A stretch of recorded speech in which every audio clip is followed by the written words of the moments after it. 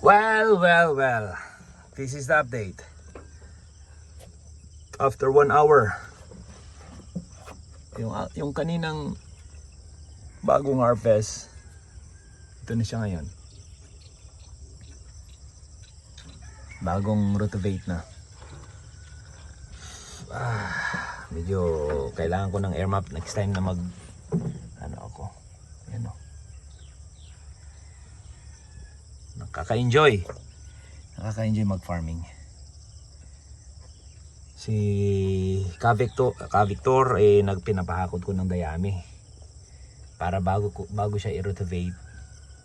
Bago siya kasi yung dayami mabubulok yan dyan Yung iba sinusunog nila para mabilis, hindi mahirapan yung rotovator. Pero ako hindi ko napapasunugin kasi magagamit ko naman yung dayami pag gawa ng mga mushroom.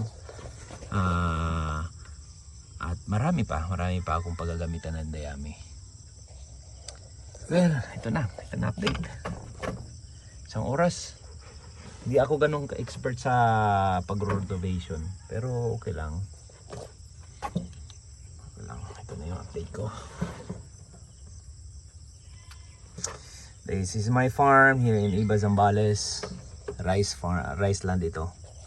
Yung sa taas ang aking mga upland na taniman ng citronella, mga fruit bearing trees, mga gulay-gulay. Dito kambingan, plano ko magbabuyan. Babuyan somewhere here. Diyan siguro. Manok, marami akong manok sa taas. Gansa, pato. Ayan, at ito si Ka-Victor. Malilim ang panahon kaya hindi kami makakapagbilad ng palay na harvest last night. Okay, ito na. Going up na ako. Kaya ito, pag driving kailangan mo i-lock para hindi bumaba yung pinaka blade nya. Tapos ito naka neutral. Okay, number 2 lang ako. Then rabbit para mabilis. Let's go up.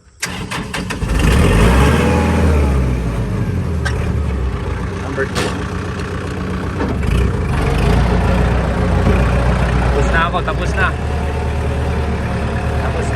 Tapos na mag-rotovator.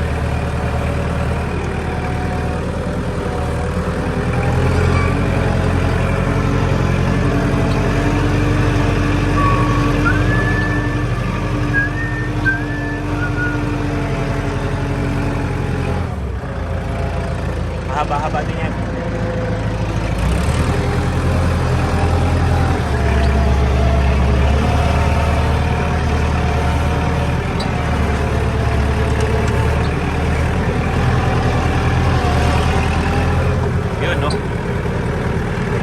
Dito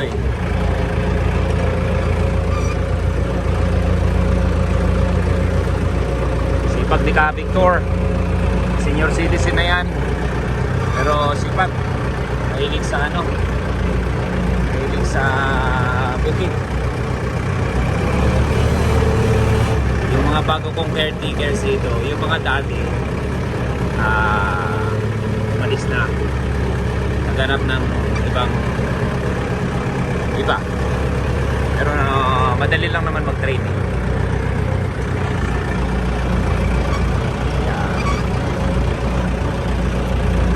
Ito parang plano kong i-rotovate nito. Next time na siguro.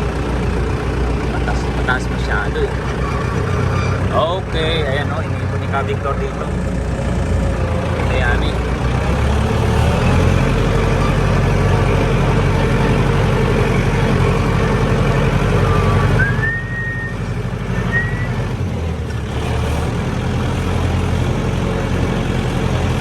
Sapa ko may enough water yan para sustain. Ayan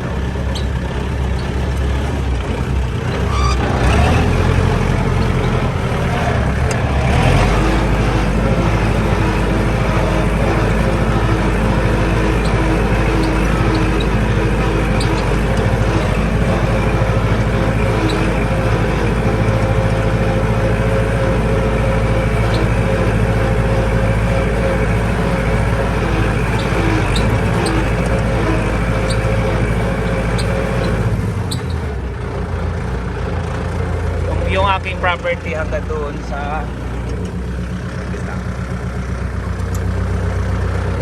sa bukid na yun, kabila.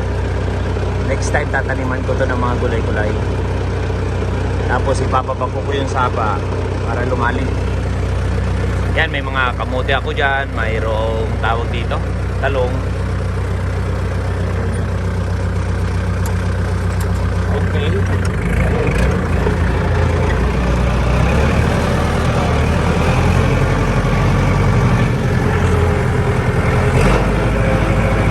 Ito, papataniman ko to ng citronella. May mga tanim na ako dito eh.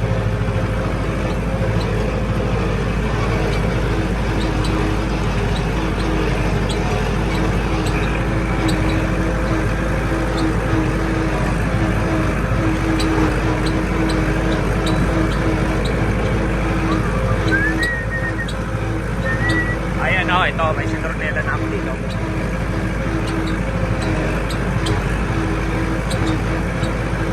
Ito, citronella to.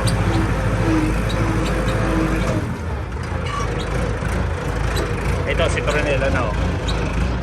Inuunti-unti ko na. Yung mga nauna ko tanim ng citronella, medyo maganda na ang tubo. Yan. Yan yung aking narotomator oh.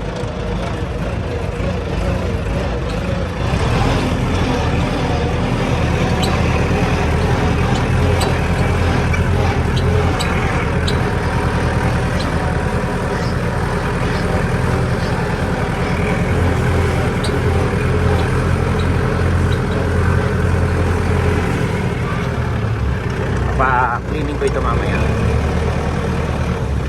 Okay, again, that's all for now.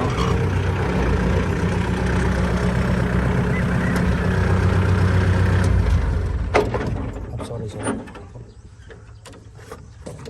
Ito yung aking tawag dito. Yung aking gansa, itlugan ng gansa kahapon, iayos ko.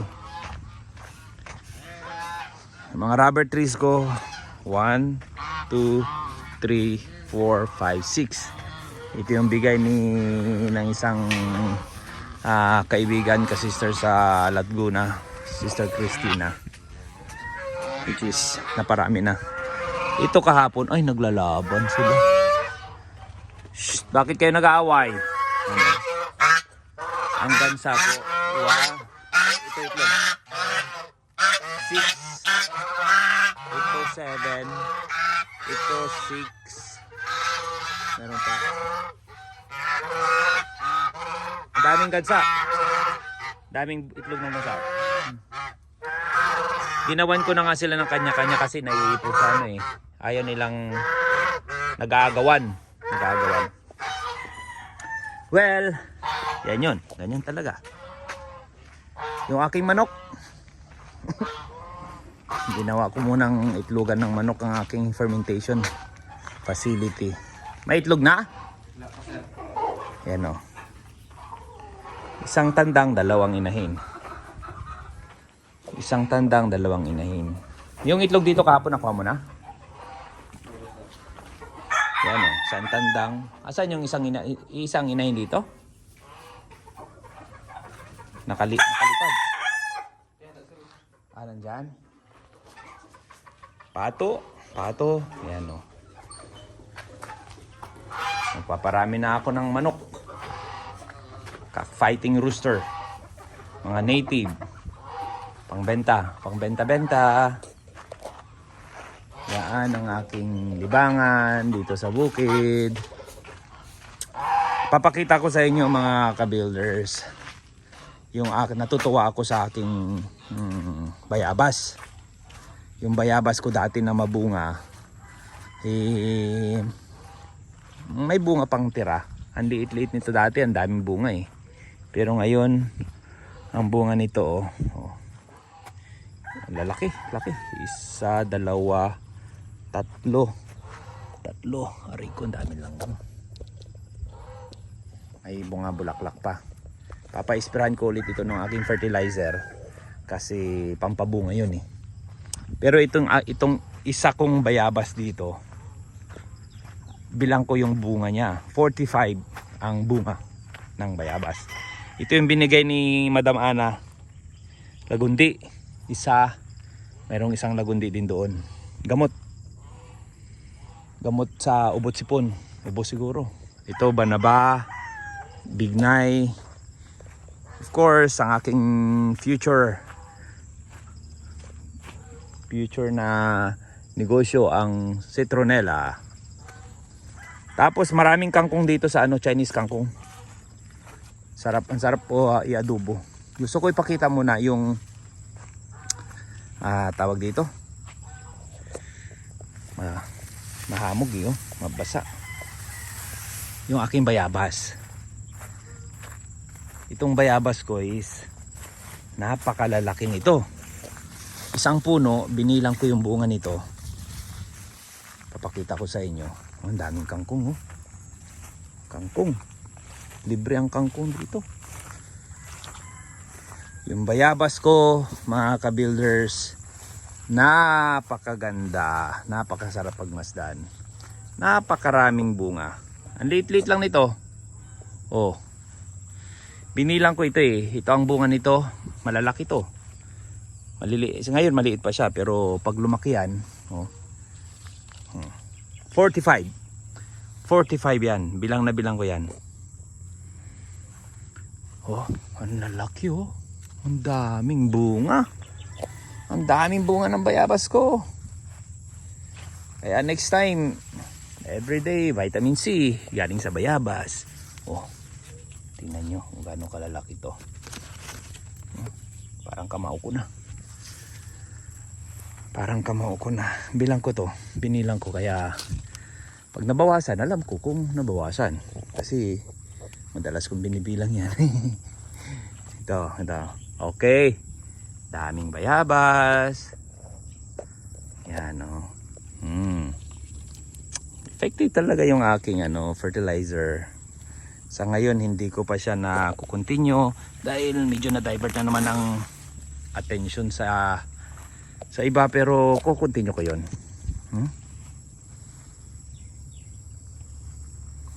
At hindi lang siya ganun kaliit ha. Parang kamao yan pag lumaki. 45 bayabas yan. Yan o. Sino ba namang hindi matutuwa mag-farming? Bayabas pa lang sulit na. Hindi pa hinog to. Hindi pa hinog.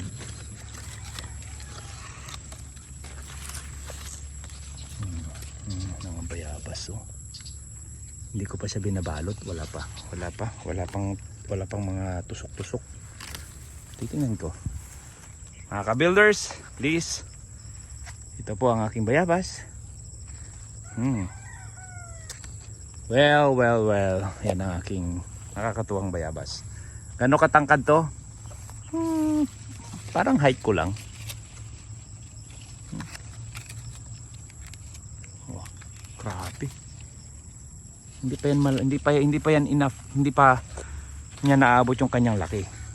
Pag lumaki yan, possible kamao. Well, yan, lumboy. Pag nagsipagbunghan na tong lumboy ko, mga grafted ito eh. Grafted yan. Papaya. Marami pa rin papaya. Marami pang papaya. Merong papayang matamis, merong papayang hindi gaanong matamis. Pero mabunga.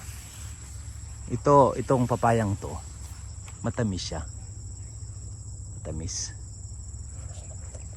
itong papayang to. Pagbalik ko next week, kinog na to. Okay, kung sinong gusto ng papaya, just tell me. Willing ako mag-share. Yan, papaya. Ito po, napakalago ng aking citronellas. Napakalago. Pinaparami ko to. This is my target na i-develop next year.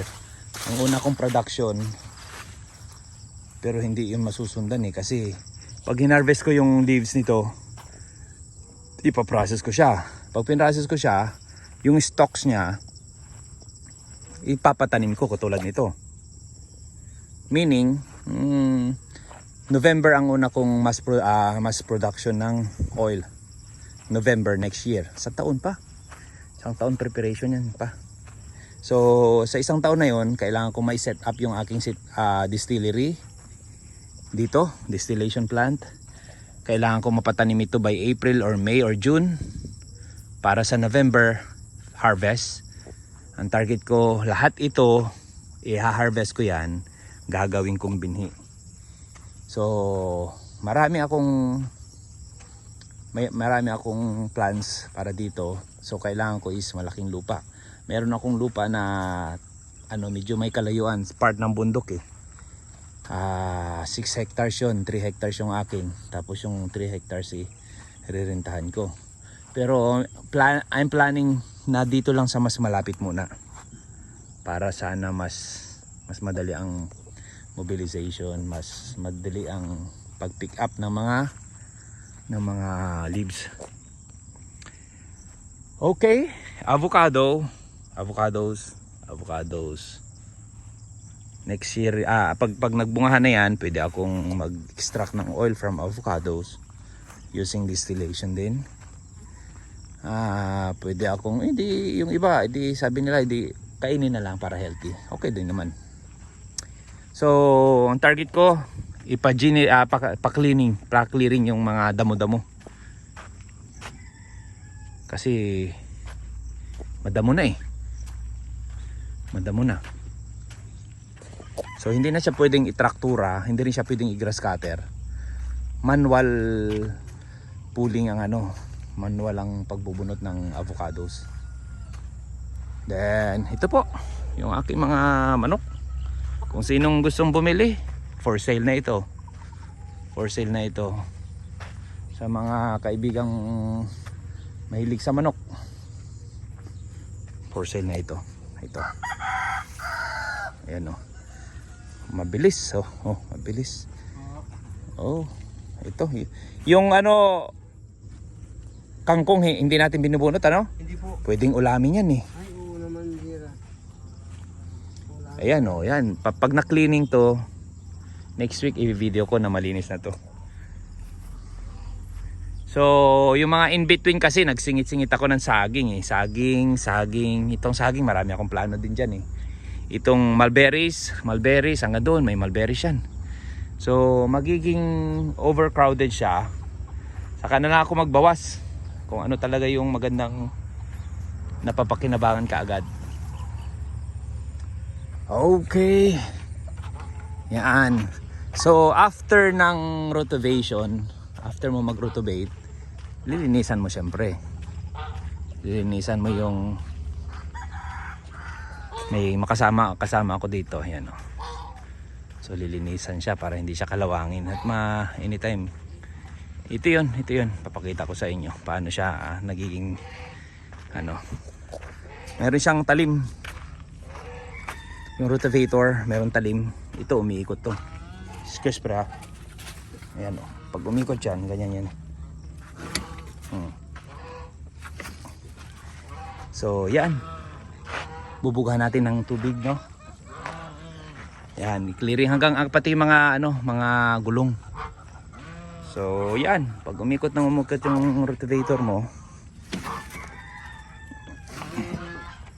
Very good. Okay. This is it mga ka-builders. Thank you very much for watching. Please subscribe kung gusto niyo ma-update sa aking mga ginagawang activities dito. That's all. Bye-bye.